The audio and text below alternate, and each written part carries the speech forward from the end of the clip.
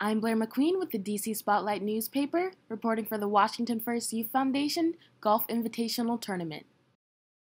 What prompted you to start the Washington First Youth Foundation? Well, when we started the bank, we started as a community bank in the Washington metropolitan area. And as the bank grew, we felt that we had a responsibility to our community, and we felt that starting a foundation that gives back to our community was the way to go. So we started Washington First Youth Foundation in 2010, and we've hit the ground running. We've had galas and we've had the golf tournament. This is our third annual golf tournament, but mainly the reason we started it is to be able to give back to kids in our community. We've been able to give to INOVA. It's to the Pediatric Hematology and Oncology Department. We've been able to give back to the Redskins Foundation. We've been able to give back to Youth for Tomorrow, to Neediest Kids. So we've been able to really help in a bigger way to many organizations in our backyard, basically. And it generally benefits children? It benefits children, youth, yeah. Anywhere from, a newborn baby all the way to their teens. Right. Yes. How long has this tournament specifically been going on? This is our third year, so we're really excited, and I'm really hoping the rain will stop. So how does INOVA Fairfax benefit from this tournament? Yeah, so our pediatric hematology oncology program is growing every year, and every year we are pushed to do more research because it's the right thing to do, and it's the best thing for the community to continue to be the best. We send many nurses to conferences so that they can learn, as well as physicians. In terms of activity for kids, we have a dedicated child life therapist. We have a dedicated art therapist on the unit 7 days a week. So that support is tremendous to continue to sustain that. And we continually open up new programs for not only the kids but also the families. So those are just a few ways that this tournament helps the pediatric hematology oncology program. Well, over the years I've had an opportunity to meet Mark and Shaza, and I think one of the great aspects of them is we all can do some good work in our own communities. We can save our village and give back to our kids, and what they're doing for youth here in the Washington D.C. metropolitan area is incredible.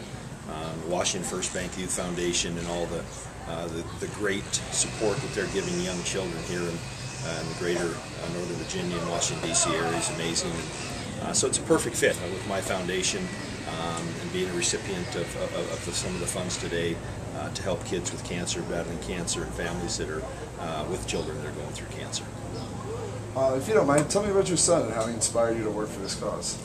Well, I think everyone, when it comes to losing a child, it wasn't the way the circle of life was meant to be. You're not supposed to be burying your kids before yourselves.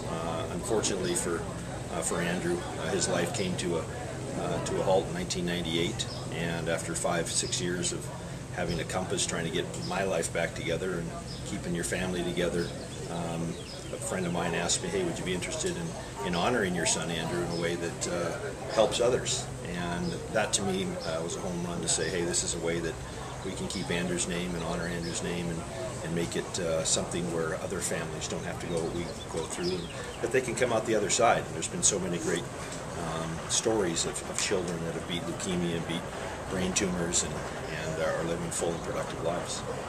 You were MVP of the Super Bowl in 1991. What did you gain from your experience as a player?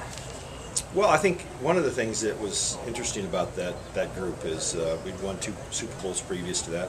I was on the 1987-88 Super Bowl team, so I had an opportunity to see what it was like to play in the biggest the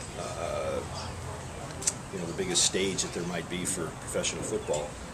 And I also knew that there was a component to community that before free agency, where players kind of stayed together, they lived in a community together, they gave back in their community. And so winning that Super Bowl elevated us to a level in Washington, D.C., where it's the last championship that has been won here in any professional sports. And so I think it just kind of gave us a sense of how special that group of guys was, how special that team was. In the 3 Super Bowls the Redskins had won, they never won a Super Bowl in a 16-game season, so that was always kind of an asterisk, behind whether or not we could do it. And that team did it. Great group of guys that I remember but still, when I have my foundation golf event out in Queenstown Harbor in the middle of May, we get about 50 to 60 of the old players come back and give back, and that's what we did here when we played, and that's, I think, what essentially is what Mark and Shaza are doing here in their community here in Washington, D.C. area, and helping youth and kids in general. So how has your fame helped you to benefit others, such as events like this tournament? Well, I think what it does, it gives you an in, it gives you a platform to say, hey, you know, people want to be around others that are successful. I think it spreads goodwill. You know, it's interesting, and you know, we're just talking with Shaza here in the last 15-20 minutes about the success that they've had with their bank and the turnout here of people that support what they do and support the foundations that they give back to, and also the success they had with the bank, and with their new sale of the bank, they're excited. And I think that the excitement there and everything that goes with it. You want to be around people that are showing positive signs, success, and helping others out in the same way. And I think that's what that does. It gives you a platform to do those things. How long have you worked with the WashingtonFirst Youth Foundation Tournament? We're going on 37 minutes since I got out of the car. Yep. I shouldn't say that. I've been to the Youth for Tomorrow the gala, and they were such great supporters of Joe Gibbs and Youth for Tomorrow and what that does to underprivileged youth, and give them an opportunity and a chance and hope. And I think hope is such a big word. It's in our mission statement of our foundation for children with cancer, and also in all the things that we can do for our youth. You give them something to sink their teeth into, and they're going to go after it. And so probably about 4 or 5 years now. We have the same mission, the same understanding that a child and a family with a child going through cancer needs our help, and we're there for them. All right. Good. Thank you very much. Thanks, Alex.